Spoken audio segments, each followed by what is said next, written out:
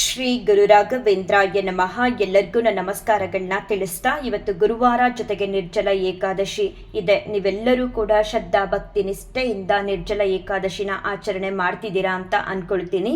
ನಾನು ಕೂಡ ನಿರ್ಜಲ ಏಕಾದಶಿನ ನೀರನ್ನೂ ಸಹ ಸೇವನೆ ಮಾಡಿದ ಹಾಗೆ ಆಚರಣೆ ಮಾಡ್ತಾ ಬರ್ತಿದ್ದೀನಿ. ನಿಮ್ಮೆಲ್ಲರಿಗೂ ರಾಘವೇಂದ್ರ ಸ್ವಾಮಿಯವರ ಅನುಗ್ರಹ ಆಶೀರ್ವಾದ ಸಿಗಲಿ ಅಂತ ನಾನು ಕೂಡ ರಾಯರ ಹತ್ರ ಬೇಡ್ಕೊಳ್ತೀನಿ. ಎಲ್ಲರ ಕಷ್ಟ ಕಾರ್ಪಣ್ಯಗಳು ದೂರ ಆಗಲಿ. ಮನೇಲಿ ನಿರ್ಜಲ ಏಕಾದಶಿ ಆಚರಣೆ ತುಂಬ ಚೆನ್ನಾಗಿ ಆಯಿತು. ಭಗವಂತನಿಂದ ಆಶೀರ್ವಾದ ಕೂಡ ಪಡ್ಕೊಂಡೆ. ರಾಘವೇಂದ್ರ ಸ್ವಾಮಿಯವರಿಂದನೂ ಕೂಡ ತುಳಸಿನ ಆಶೀರ್ವಾದವಾಗಿ ಪಡ್ಕೊಂಡೆ.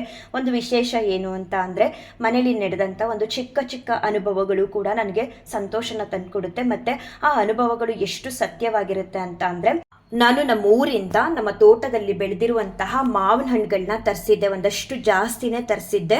ನನ್ನ ಮಗಳಿಗೂ ಕೂಡ ಕೊಡಬೇಕು ಅಂತ ಹೇಳಿ ಎಲ್ಲವನ್ನು ಕೂಡ ಈ ರೀತಿ ಅಡೆ ಹಾಕಿದ್ದೆ, ಹಣ್ಣಾಗಲಿ ಅಂತ. ಅದೆಲ್ಲದಕ್ಕಿಂತ ಮಿಗಿಲಾಗಿ ನಮ್ಮ ತೋಟದಲ್ಲಿ ಬೆಳೆದಿರುವಂತಹ ಹಣ್ಣುಗಳನ್ನ ನಾನು ರಾಘವೇಂದ್ರ ಸ್ವಾಮಿಯವ್ರಿಗೆ ಕೊಡಬೇಕು, ಹಣ್ಣಾದಾಗ ಮೊದಲನೇದಾಗಿ ರಾಯರಿಗೆ ತಲುಪಿಸ್ಬೇಕು ಅಂತ ಹೇಳಿ ಎಲ್ಲವನ್ನು ಕೂಡ ಈ ರೀತಿ ಅಡೆ ಹಾಕಿದ್ದೆ.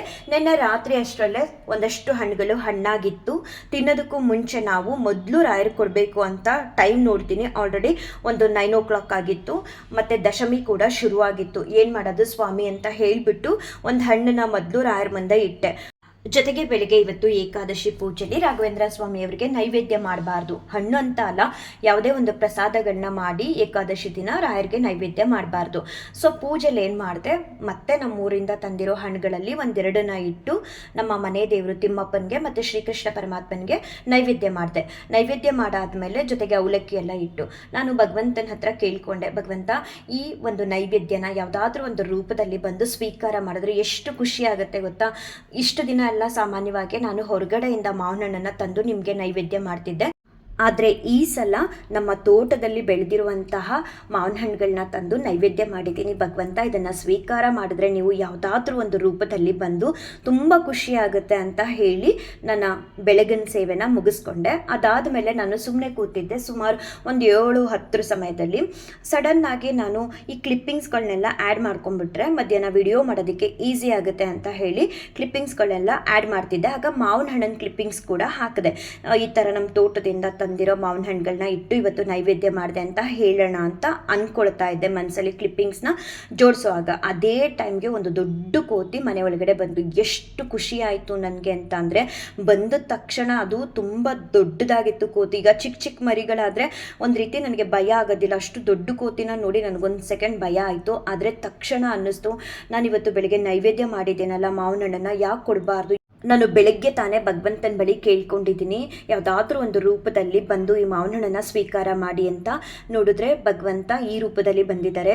ನಾನು ಕೊಡೋಣ ಅಂತ ಹೇಳಿ ಒಂದು ಸೆಕೆಂಡ್ ಯೋಚನೆ ಮಾಡ್ತಾ ಬಂದು ಮಾವಿನ ಹಣ್ಣನ್ನು ಎತ್ಕೊಂಡು ಹೋಗಿ ಕೊಡೋ ಅಷ್ಟರೊಳಗಡೆ ಆಲ್ರೆಡಿ ಆ ಕೋತಿ ವಾಪಸ್ ಟೆರೆಸ್ ಮೇಲೆ ಹೊಟ್ಟೋಗಿತ್ತು. ಮತ್ತೆ ನಾನು ಬಾಬಾ ಅಂತ ಕರೆದೆ, ಮಾವಿನ ಹಣ್ಣು ಇಟ್ಕೊಂಡು ಬಂತು ಕೆಳಗಡೆ. ಮತ್ತು ಅದಕ್ಕೆ ಮಾವಿನ ಹಣ್ಣನ್ನು ಕೊಟ್ಟೆ. ಅದು ಕೂಡ ಬಾಯಲ್ಲಿ ಕಚ್ಕೊಂಡು ಹೋಯಿತು. ತುಂಬ ಅಂದರೆ ತುಂಬ ಖುಷಿ ಆಯಿತು.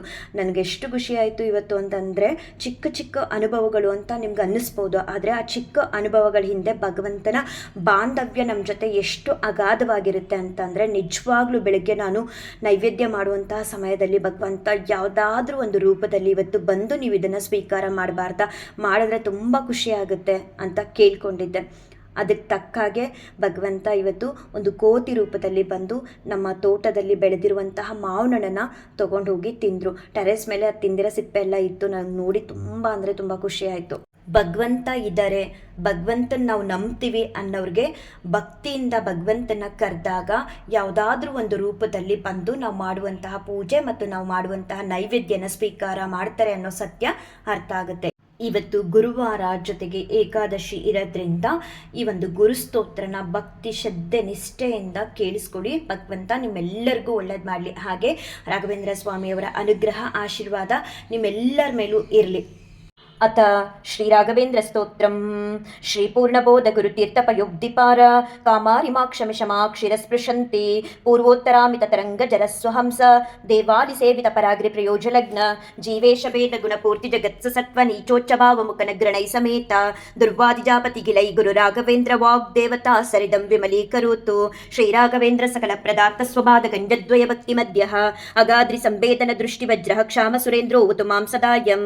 ಶ್ರೀ ರಾಘವೇಂದ್ರೋ ಹರಿಪಾದಕಂಠ ನಿಷೇವಣಾಬ್ಧ ಸಮಸ್ತ ಸಂಪತ್ತು ದೇವಸ್ವಭಾವೋ ದಿವಿಜದ್ರುಮೋಯಮಿಷ್ಟಪ್ರದೋ ಮೇ ಸತತಂ ಸಭೂಯಾತ್ ಭವ್ಯಸ್ವರೂಪೋ ಭವದುಃಖತೂಲ ಸಂಗಾಗ್ನಿಚರ್ಯ ಸುಖಧೈರ್ಯಶಾಲಿ ಸಮಸ್ತ ದುಷ್ಟಗ್ರಹ ನಿಗ್ರಹೇಶು ದುರತ್ಯಯೋ ಪ್ಲಪಲ್ಲವ ಸಿಂಧು ಸೇತುಃ ನಿರಸ್ತ ದೋಷೋ ನಿರವದ್ಯ ವೇಷ ಪ್ರತ್ಯರ್ಥಿ ಮೂಕತ್ವ ನಿದಾನ ಭಾಷಃ ವಿದ್ವತ್ ಪರಿಚಯ ಮಹಾವಿಶೇಷೋ ವಾಗ್ವೈಖರಿ ನಿರ್ಜಿತ ಭವ್ಯಶೇಷಃ ಸಂತಾನ ಸಂಪತ್ ಪರಿಶುದ್ಧ ಭಕ್ತಿ ವಿಜ್ಞಾನ ವಾಗ್ದೇಹ ಸುಪಾಠವಾದೀನ್ ತತ್ವಾ ಶರೀರೋತ್ತ ಸಮಸ್ತ ದೋಷಾನ್ ಹತ್ವೋಸನೋದ್ಭದ್ ಗುರು ರಾಘವೇಂದ್ರಃ ಯತ್ಪಾದೋದಕ ಸಂಚಯ ಸುರನದಿ ಮುಖ್ಯಾಪಗಾಸಾಂದಿತ ಸಂಖ್ಯಾನುತ್ತಮ ಪುಣ್ಯ ಸಂಘ ವಿಲಸತ್ ಪ್ರಖ್ಯಾತ ಪುಣ್ಯಾವಹ ದುಸ್ತಾಪತ್ರೇ ಶಾಸನೋ ಭೂಮಿಮಃ ವಂದ್ಯಸ್ಸು ಪತ್ರಪ್ರದೋ ವ್ಯಂಗಸ್ವಂಗ ಸಮೃದ್ಧಿದೋ ಗ್ರಹಮಾ ಪಾಪಾಪಹಸ್ತಂ ಶ್ರೇಯೇ ಯತ್ಪಾದ ಗಂಜರಜಸಾ ಪರಿಭೂಷಿತಾಂಗ ಯತ್ಪಾದ ಪದ್ಮ ಮಧುಪಾಯಿತ ಮಾನಸಾಯೇ ಯತ್ಪಾದ ಪದ್ಮ ಪರಿಕೀರ್ತನ ಜೀರ್ಣವಾಚ ಸ್ತಬ್ಧಶನಂ ದುರಿತ ಕಾನನ ದಾವಭೂತಂ ಸರ್ವತಂತ್ರ ಸ್ವತಂತ್ರೌ ಸುಶ್ರೀಮದ್ವಾದಮರ್ದನಃ ವಿಜಯೇಂದ್ರ ಕರಾಬ್ಜೋದ್ರ ಸುತೀಂದ್ರ ವರಪುತ್ರಕಃ ಶ್ರೀರಾಘವೇಂದ್ರೋ ಯತಿರಾಟ್ ಗುರುರ್ಮೇಸ್ಯಾದ್ಯ ಭಯಾಪಃ ಜ್ಞಾನಭಕ್ತಿ ಸುಪುತ್ರ ಯಶಸ್ವಿ ಪುಣ್ಯವರ್ತನಃ ಪ್ರತಿವಾದಿ ಜಯಸ್ವಾಂತ ಭೇದ ಚಿನ್ನಾದರೋ ಗುರುಃ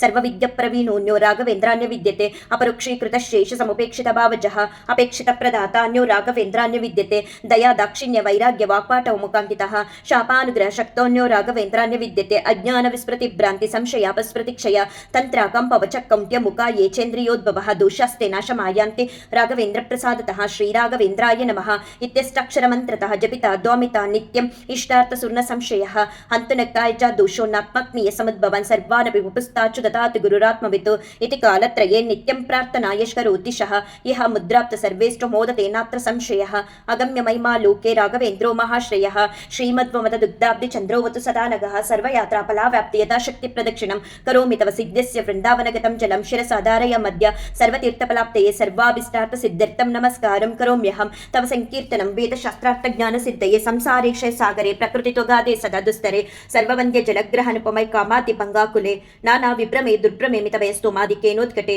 ದುಃಖೋತ್ಕೃಷ್ಟ ಮಿಷ ಸಮದ್ದರ ಗುರು ಮಾಮಗ್ನ ರೂಪಂ ಸದಾ ರಾಘವೇಂದ್ರ ಗುರುಸ್ತೋತ್ರಂ ಯಪ್ಪಟೆ ಭಕ್ತಿಪೂರ್ವಕಂ ತಸ್ಯ ಕುಷ್ಠಾದಿ ರೋಗಾಣಂ ನಿವೃತ್ತಿಸ್ವರಾಯ ಭವೇತ್ ಅಂದೋಪಿ ದಿವ್ಯ ದೃಷ್ಟಿ ಸಾಡೇಟ ಮೂಕೋಪಿ ವಾಕ್ಪೃತಿಃ ಪೂರ್ಣಾಯು ಪೂರ್ಣ ಸಂಪತ್ತಿ ಸ್ತೋತ್ರಸ್ಯ ಅಸ್ಯ ಜಪಾದ್ ಭವೇತ್ ಯಪ್ಪಿ ಮೇಂಜಲಮೇತೇನ ಸ್ತೋತ್ರೇಣ ಇವಾಭಿಮಂತ್ರಿತಂ ತಸ್ಯ ಕುಕ್ಷಿಗತ ದೋಷ ಸದ್ವೇ ನಶ್ಯಂತಿ ತಕ್ಷಣಾತ್ ಯತ್ ಬೃಂದಾವನಮಾಸಾದ್ಯ ಪಂಗುಕಂಚೋಪಿ ವಾಚನಃ ಸ್ತೋತ್ರೇಣಾನೇನ ಯರ್ಕುರ್ಯಾನ್ ಪ್ರದಕ್ಷಿಣ ನಮಸ್ಕೃತಿ ಸಜಂಗಾಲೋ ಭವೇ ದೇವ ಗುರುರಾಜ ಪ್ರಸಾದತಃ ಸೋಮ ಸೂರ್ಯೋಪರಾಗೇ ಚ ಪುಷ್ಯರ್ಕಾದಿ ಸಮಾಗಮೆ ಯೋನುತ್ತಮಮಿದಂ ಸ್ತೋತ್ರಂ ಅಷ್ಟೋತ್ತರ ಶತಂ ಜಪೇತ್ ಭೂತ ಪ್ರೇತ ಪಿಶಾಚಾದಿ ಪೀಡಾನ ತಸ್ಯ ನ ಜಾಯತೆ ಏತಸ್ತೋತ್ರಂ ಸಮುಚ್ಚಾರ್ಯ ಗುರುರ್ ಬೃಂದಾವನಾಂತಿಕೆ ದೀಪ ಸಂಯೋಜನ ಜ್ಞಾನಂ ಪುತ್ರಲಾಭೋ ಭವೇದ್ ಧ್ರುವಂ ಪರವಾದಿ ಜಯೋ ದಿವ್ಯಜ್ಞಾನವತ್ಯಾದಿವರ್ಧನಂ ಸರ್ವಾಭಿಷ್ಟಾರ್ಥ ಪ್ರವೃತ್ತಿ ಸನ್ನಾತ್ರ ಕಾರ್ಯ ವಿಚಾರಣಃ ರಾಜಚೋರ ಮಹಾವ್ಯಾಘ್ರ ಸರ್ಪನಕ್ರಾದಿ ಪೀಡನಂ ನ ಜಾಯತೆಸ್ಯ ಸ್ತೋತ್ರಸ್ಯ ಪ್ರಭಾವನ್ನಾತ್ರ ಸಂಶಯಃ ಯೋ ಭಕ್ತ್ಯಾ ಗುರುರಾಘವೇಂದ್ರ ಚರಣಂ ದುಂದುಂ ಸ್ಮರಂ ಯ ಪಠೇತ್ ಸ್ತೋತ್ರಂ ದಿವ್ಯಮಿದಂ ಸದಾ ನಹಿ ಭವೇತ್ ತಸ್ಯಾಸು ಕಂಕಿಂಚನ ಕೆಂತಸ್ಟಾತ ಸಮೃದ್ಧಿರೇವ ಕಮಲಾನಾಥ ಪ್ರಸಾದೋದಯಾತ್ ಕೀರ್ತರ್ದಿಗ್ವಿದಿತ ವಿಭೂತಿರತುಲ ಸಾಕ್ಷಿ ಹಯಾಸ್ಯೋತ್ರಹಿ ಇತಿ ಶ್ರೀರಾಘವೇಂದ್ರಾರ್ಯ ಗುರುರಾಜ ಪ್ರಸಾದತಃ ಕೃತಂ ಸ್ತೋತ್ರಮಿದಂ ಪುಣ್ಯಂ ಶ್ರೀಮದ್ಭಿಷರ್ಪಣಾಭಿದಹಿ ಪೂಜ್ಯಾಯ ರಾಘವೇಂದ್ರಾಯ ಸತ್ಯಧರ್ಮರತಾಯ ಚ ಭಜತಾಂ ಕಲ್ಪವೃಕ್ಷಾಯ ನಮತಾಂ ಕಾಮಧೇನವೇ ದುರ್ವಾದಿದ್ವಾಂತರವಯ ವೈಷ್ಣವೇಂದೀವರೇಂದವೇ ಶ್ರೀರಾಘವೇಂದ್ರ ಗುರವೇ ನಮೋ ಅತ್ಯಂತ ದಯಾಲವೇ ಮೂಕೋಪಿ ಯತ್ ಪ್ರಸಾದೇನ ಮುಕುಂದ ಶಯನಾಯತೆ ರಾಜರಾಜಾಯತೆ ರಿಕ್ತೋ ರಾಘವೇಂದ್ರತ್ತಮಾಶ್ರಯೇ ಇತಿ ಶ್ರೀ ಅಪ್ಪಣ್ಣಾಚಾರ್ಯ ಕೃತಂ ಶ್ರೀರಾಘವೇಂದ್ರ ಸ್ತೋತ್ರಂ ಸಂಪೂರ್ಣಂ. ಶ್ರೀಕೃಷ್ಣಾರ್ಪಣಮಸ್ತು ಶ್ರೀಕೃಷ್ಣಾರ್ಪಣಮಸ್ತು ಶ್ರೀಕೃಷ್ಣಾರ್ಪಣಮಸ್ತು. ಯಾರೆಲ್ಲ ಇವತ್ತು ಉಪವಾಸದಲ್ಲಿದ್ದು ನಿರ್ಜಲ ಏಕಾದಶಿನ ಆಚರಣೆ ಮಾಡ್ತಿದ್ದೀರಾ ಅವರೆಲ್ಲರೂ ಕೂಡ ಭಗವಂತನ ಅನುಗ್ರಹ ಆಶೀರ್ವಾದಕ್ಕೆ ಪಾತ್ರರಾಗ್ತೀರಾ. ಖಂಡಿತ ಸುಸ್ತಾಗ್ತಿದೆ, ನನ್ನ ಕೈಲಿ ಆಗ್ತಿಲ್ಲ ಅಂತ ಅಲ್ಲ ಅನ್ಕೊಳ್ಳದೆ ಭಗವಂತನ ಧ್ಯಾನ ಮಾಡ್ತಾ ಭಗವಂತನ ನಾಮಸ್ಮರಣೆಯೊಂದಿಗೆ ಏಕಾದಶಿ ಆಚರಣೆನ ಕಂಪ್ಲೀಟ್ ಆಗಿ ಮುಗಿಸಿ ಭಗವಂತನ ಅನುಗ್ರಹ ಆಶೀರ್ವಾದನ ಪಡ್ಕೊಳ್ಳಿ ಅಂತ ಹೇಳ್ತಾ ಈ ಒಂದು ವಿಡಿಯೋನ ಎಂಡ್ ಮಾಡ್ತೀನಿ. ಶ್ರೀಕೃಷ್ಣಾರ್ಪಣಮಸ್ತು ಶ್ರೀಕೃಷ್ಣಾರ್ಪಣಮಸ್ತು ಶ್ರೀಕೃಷ್ಣಾರ್ಪಣಮಸ್ತು.